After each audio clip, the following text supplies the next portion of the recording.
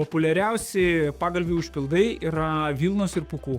Taip susiklostė istoriškai, kad tiek vilna, tiek pūkai jau yra naudojami apie 5000 metų kaip komfortiškiausi pagalvių ir antklodžių užpildai, nes jie labai gerai sugeria drėgmę ir ta drėgmė išgarina ir suteikia komfortą miego metu. Pūkai ir plunksnos nėra dvi skirtingos medžiagos, tai yra iš esmės ta pati medžiaga, tik tai likusi kaulinė dalis, kas yra plunksna ir apsprendžia pagalvės kokybę pagal tai.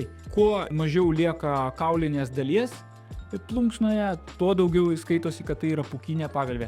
Ir 100% pūkas tai yra tiesiog pati pūko viršūnėlė, labai daug atmestos plunksnos, kur gaunasi plunksna turi didelį svorį, o pūkas yra labai lengvas ir purus. Jis labai gerai užpildo tą erdvę. Kuo lieka mažiau kaulinės dalies, tuo daugiau gaunasi pūko santykio. 100% reiškia, kad visiškai nebelikę yra kaulinės dalies, kuri su mažesniu užpildymo tankiu gali būti, kad ir durė, ir kanda, ir yra sunkesnė kaip po pagalvė. Jeigu pasilyginimui šias dvi pagalvės, Morpheus pagalvė yra 90% pūkų ir 10% plunksno santykis. Jinai yra lengva, puri, gerai prisitaiko.